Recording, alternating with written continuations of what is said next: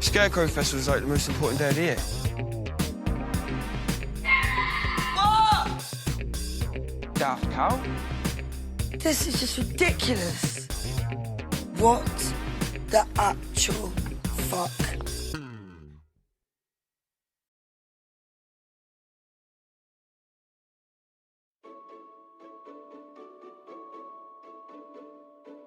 This podcast is sponsored by Stoney's Bar and Grill Cirencester. Get the Christmas party started at Stoney's, with tables available for up to 50 people, or buffets for up to 70 people. Hurry and book yours now before they all go by calling 01285 642 006 or visiting www.stoneys.co. Let the festivities begin!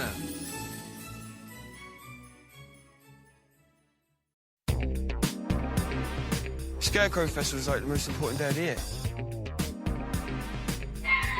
What? Daft cow? This is just ridiculous. What the actual fuck? Hello, you what the actual fuckers. We are back with episode 2, and it's a very special episode. I am here in the shed with Neil. Hello, Neil. Hello, Pav, how are you? It's good. It is. It's good. Exciting. Now, it's taken us a while to get the planets to align for this, but we are pleased and pleasured to say that we have the one and only Ashley McGuire with us. Hello, Ashley. Hello. Better known to all of you This Country fans out there as Big Mandy. All right.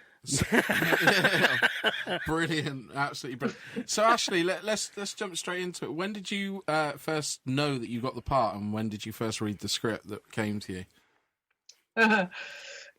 It's tempting to say that I knew that I got the part as soon as I walked into the audition, really, just because there was like 6 Big Mandys all waiting to. We were all waiting to be auditioned, and they were all, had makeup and they all looked beautiful. My actresses do when they go for auditions, and I was in my biker leathers, and I just thought, if I've got this right, then I think it's probably mine. But then they called a couple of days later.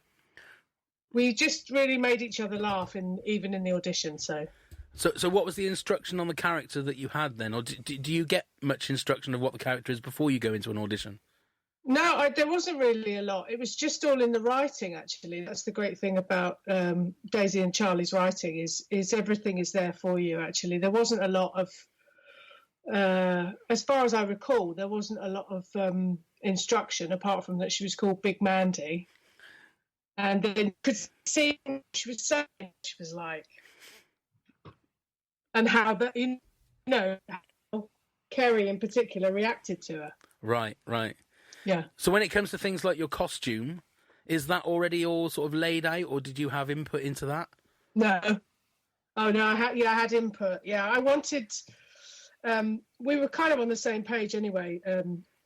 Costume are brilliant on This Country, but I really felt like Big Mandy would be stuck sort of in a look from the early 90s that was kind of George Michael's look when he was sort of around the time that he was doing Faith, and there was a bit of that, like a kind of a bit like how I dressed in the early 90s, I think the late 80s, early 90s, but she's stayed there. Some people really catch a look, don't they, and they stay there for the rest of their lives, and that's what I fancied for so we went for that. So when you actually came to film your episode, how did you film it? Was it chronological, or did you just do a bit here and a bit there? No, you tend not to film chronologically.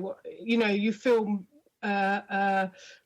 with the availability of location. So if they've only got a house for a certain amount of days, you do all the scenes at the house there. And so it's very rare you do something chronological. It'd be lovely. Mm. But that's not normally how it goes. So do you remember your first scene? What was the first scene? I think the first scene was walking along with Tyson, and some little old blind man's walked into a bin outside my house. Yeah. Psychopath. Psychopath. Yeah.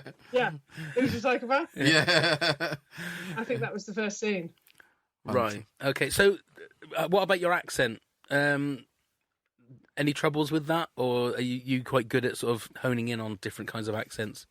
No, I'm all right with accents. I've got quite a good ear, and I just listened to Daisy and Charlie, really. Yeah. And then I thought it's a bit more Bristol, it's a little bit Bristol, but look, these people, we move around, don't we? So, there's no trouble as long as you're in the right vicinity. You're not offending anyone. Yeah, I mean that's the thing with this program in particular is we've got quite an affinity to it, haven't we? Because we're right there. It's basically based in places that we live, and we know Daisy and Charlie, and when we heard that they were making this program, it was supposed to be about our hometown. And when I saw your character, I thought, I know 100 women that dress exactly like. It's not about the 90s. It's now. That's what they dress like now. Everybody knows a Big Mandy. Everybody knows a Big Mandy. Yeah. So so when it comes to things like the tattoos, who actually drew the tattoos in that book? It wasn't you, was it?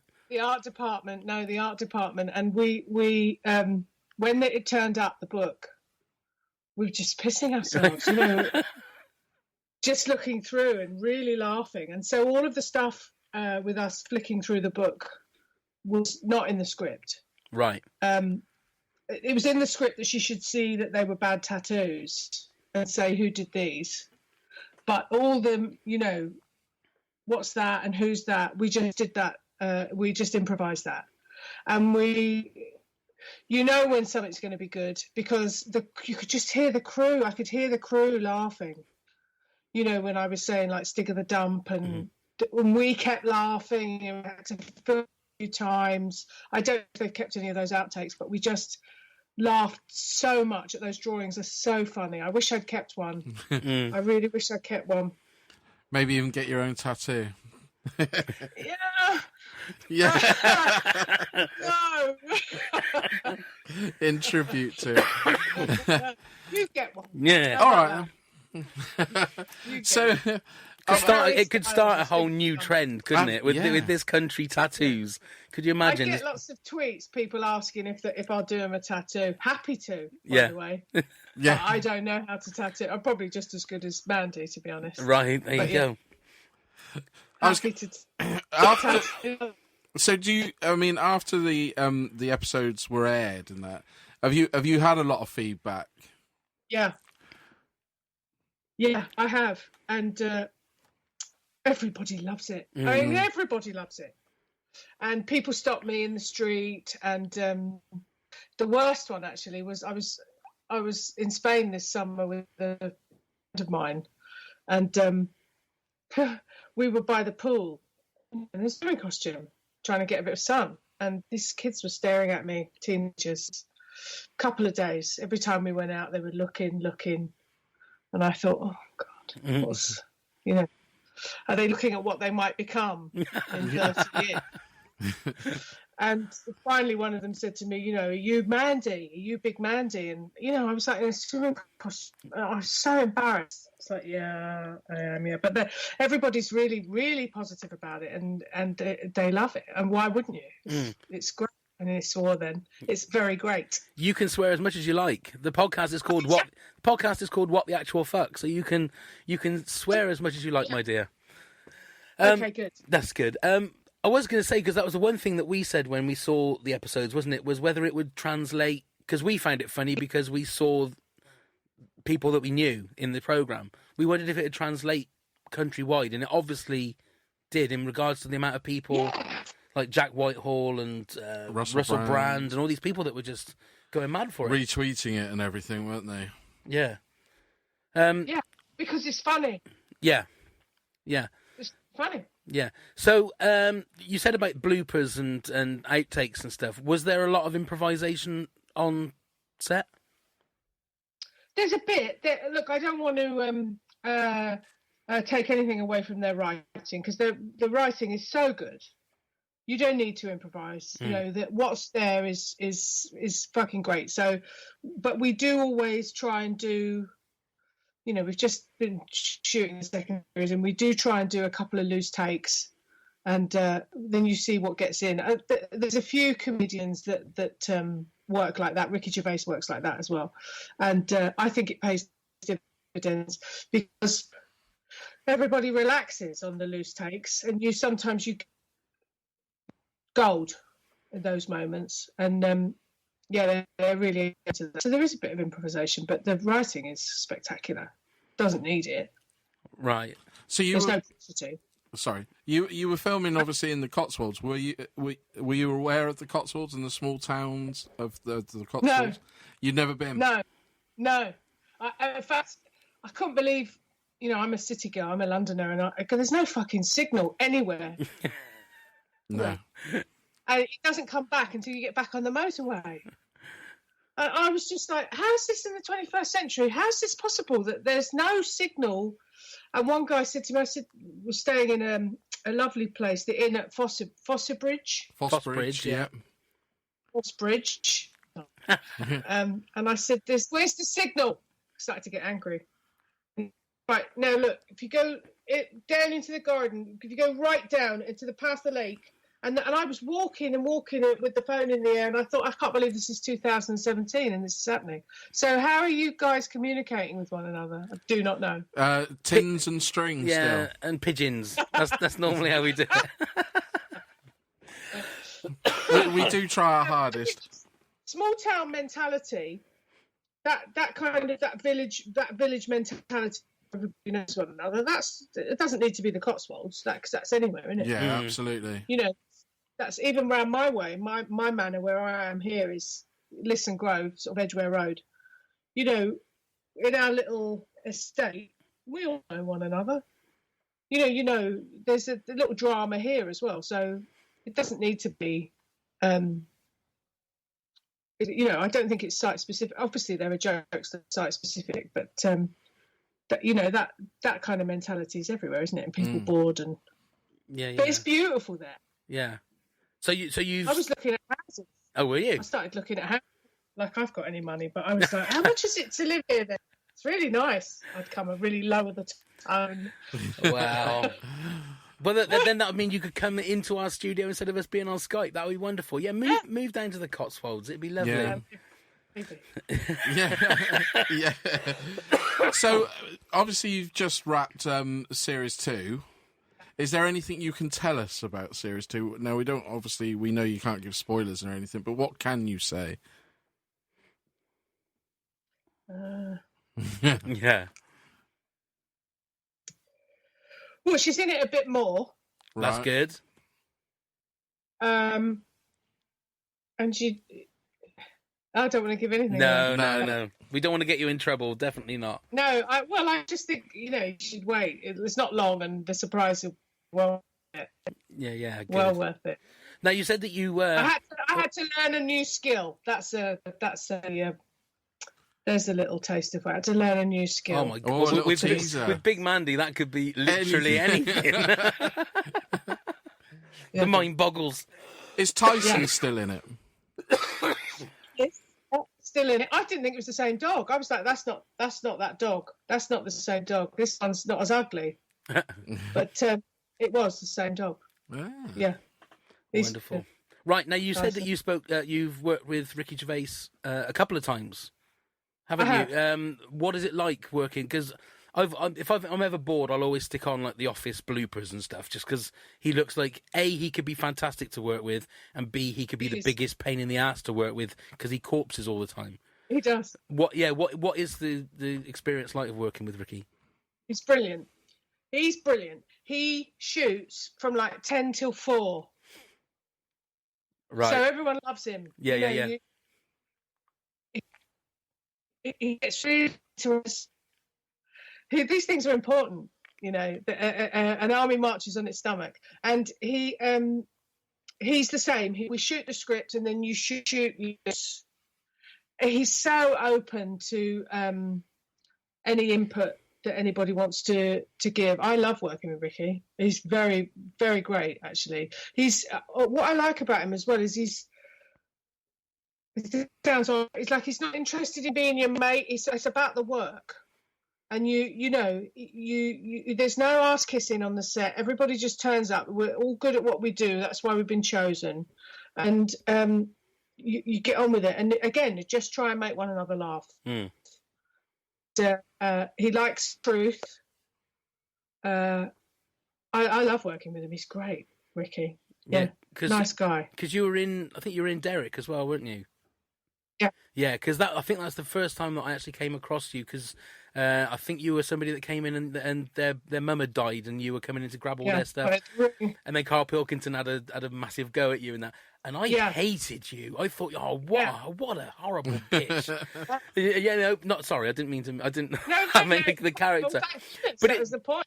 But it's weird how when you get your first impressions of people. So when I first saw you on This Country, I thought, oh my God, it's that bitch again. When obviously you're a completely different character. Oh, don't look at me like that. Oh, I want to give you a big hug. But you must get that a lot, like you said about the people when you was on holiday, that people think of you as that character when they see you.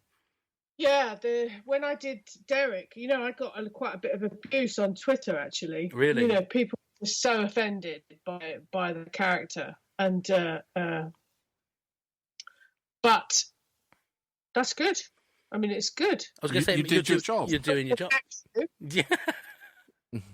That's it. I'm doing my job properly. If that happens. But she was a horror. She was. She was a horror of a human. Yeah. Absolutely, she was. Yeah, and he shook Carl Pilkington after that scene where he had a go at me. He was physically shaking, and he said, "I don't like it. It felt so real," and we were like, that's good, that's right. But he didn't like it. He was so offended by her. But he was great. I mean, he's not an actor, is he? But he was great in that scene. Yeah. He's so truthful. Like I say, he shook for real. He was really upset afterwards. Oh, bless him. Is he like he is on his series on the set, Carl Pilkington? Well, I only did a day with him, but no, he seemed very smart and switched on. There you go. Yeah. So you said there was a bit of similarity between filming that and This Country. What were the similarities then between the set of This Country and working with Ricky Gervais? Everyone's happy. It's a set where you're not afraid to laugh. It's important when you're making a comedy. Loose takes where we come off script. A lot of faith in the actors playing their various characters that they can do it, and so you feel valued as a performer. That's the similarity. A nice relaxed atmosphere on the set. Right. Now, you've also played a Death Eater on Harry Potter, is that right? Yeah. So how was that? What episode did you play that in? I did the last two. Right. So when you walked into something like that, obviously it was already a phenomenon. It was a massive, massive thing. How did that feel, walking onto the set of something like Harry Potter? It was very emotional for me. My mother had done the first 5. She was a film extra and a stand-in, and she was chaperoning at the end of her life, and she did the first 5. And so actually it was quite emotional, but the sets were absolutely mind-blowing. And you're aware that you're just a tiny little cog in this huge, expensive machine.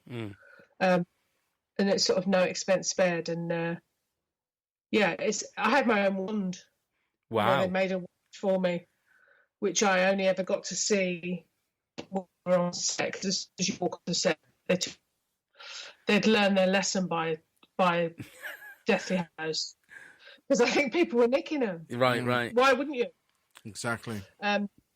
So yeah, I mean it's epic, the scale and the money. But I just did a huge blockbuster this year as well that I'm sure you would be very, very interested in. I can't tell you. Oh, you can't do that. I think we can guess. Has it got anything to do with like this? And... I can't say. You can't say. Wow. So, this is an audio podcast, but excellent. That's fine. We're intrigued.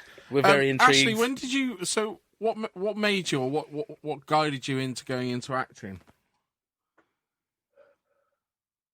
Well, I think it was a bit of a dick, at school, and I did a school play.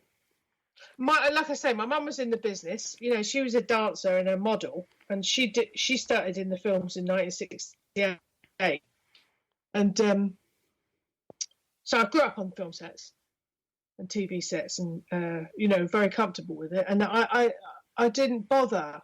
And then at 15, I did Midsummer Night's Dream at school, and after that, I didn't want to do anything else.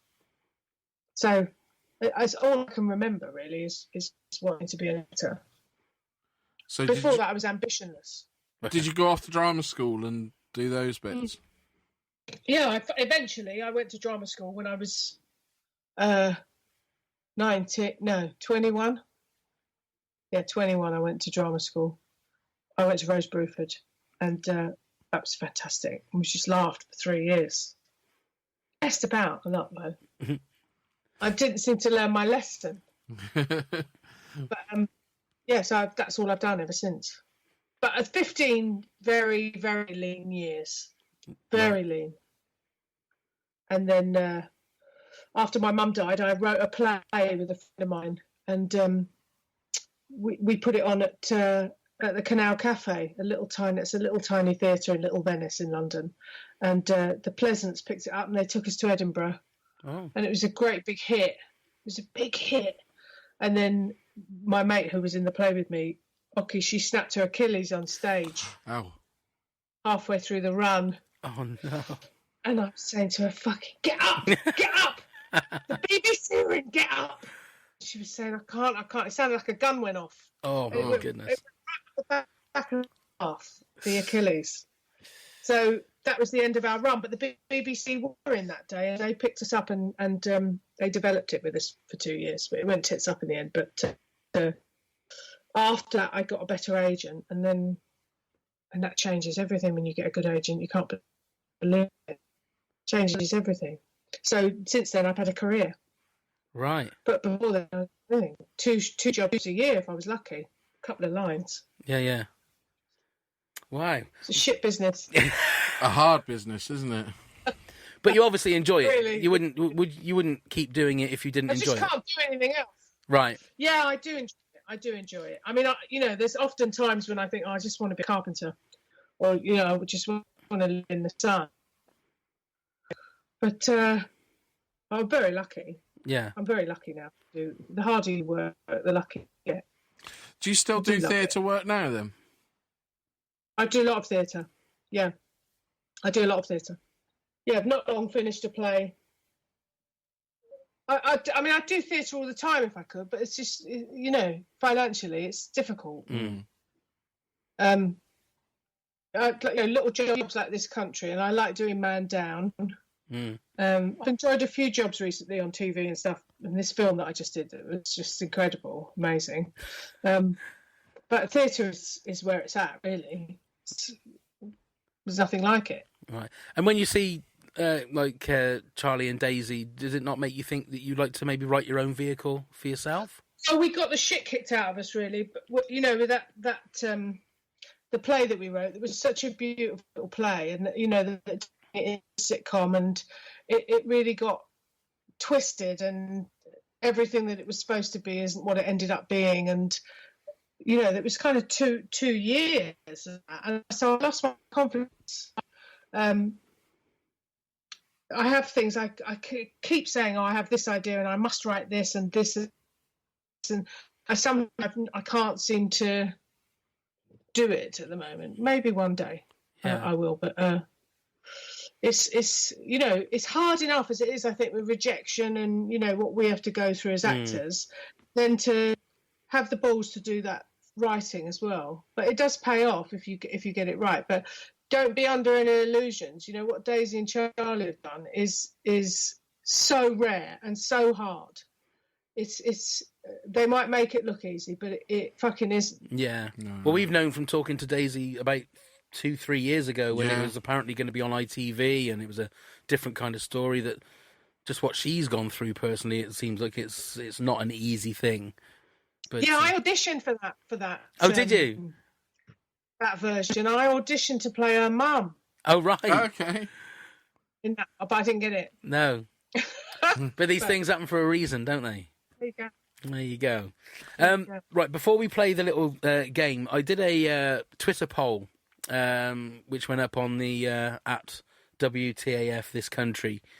And the question was, if you could go to Mars, who would you take with you? And at the moment, Big Mandy is in the lead with 57%. So how do you feel about that?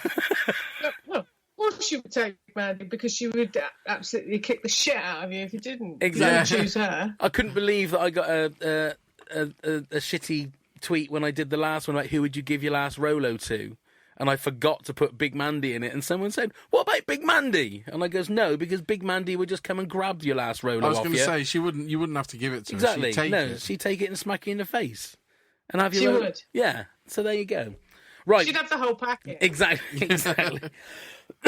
Right, you are the first person that's going to play our new game called... Curtain. It's called Kerry or Curtain. Okay, there's going to be a line of dialogue. You have to tell me whether it's Kerry or Curtain. Oh, God. Okay? Yeah. Okay. Right, the first one is, I can't stop thinking about that monkey. Is that Kerry or Curtain? That's Kerry. It is. Well done. Keep score for us, Neil. We have 5 of these. Number 2, I can't wait to see Uncle Nugget. He's such a laugh. Well, it could be either of them. It could be. Curtain. Oh, no, it was Kerry. Number 3, I babysit people's pets, thanks. That's Kerry. That is Kerry. It's one of her jobs. That's right. Number 4, you don't have to just jab, jab, jab.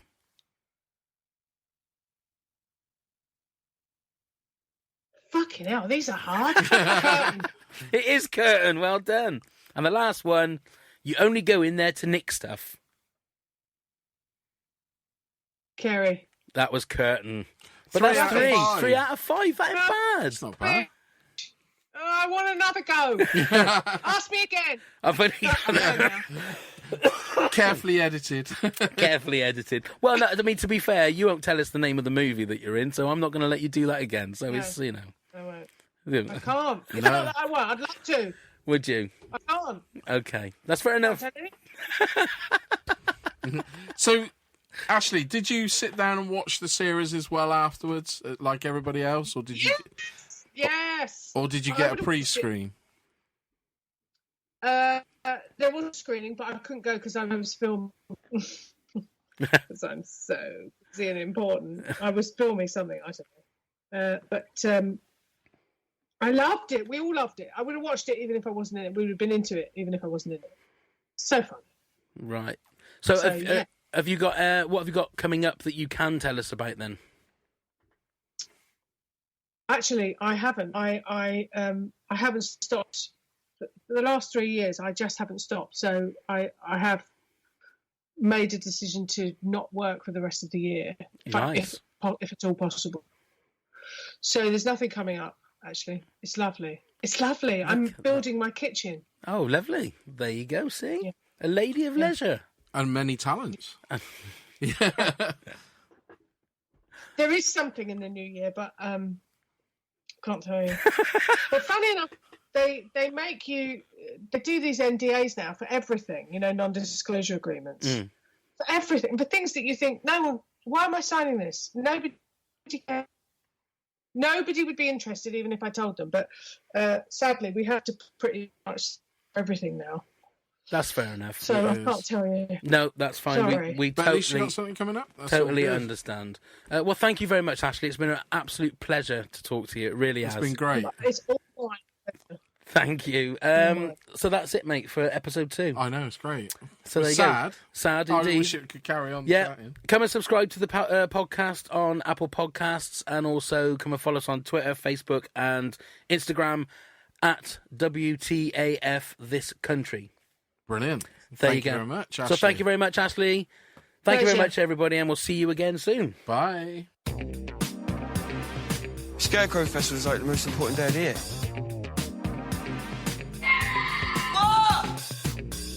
Daft cow? This is just ridiculous. What the actual fuck? Hi, I'm Neil. And I'm Pavo. Hey. Are you tired of listening to generic, boring radio podcasts? Boring. That's good. Want to put a bit of fun back in your Thursdays? Fun. Good work, you were long. So why not join us and Kelly And Jen. Naturally. for an hour of sometimes NSFW fun? And Frolics. Could you mug a pug? That's Yeah. the real No, question. you can never mug a pug. No? You can mug one off. Including the UK top 10 movies. Third highest grossing movie of the year. The year is... Kelly's G-Spot. Jen's Challenge. Challenge. And also featuring Barry Gibbs' health tips. There's nothing on TV on Thursdays anymore, so come and entertain your ears. You're funny. With the Pancast Show! Phenomenal. Check us out at pancast.co.uk, or you can subscribe to the podcast on Apple Podcasts, Stitcher, or other podcast apps. It's all right.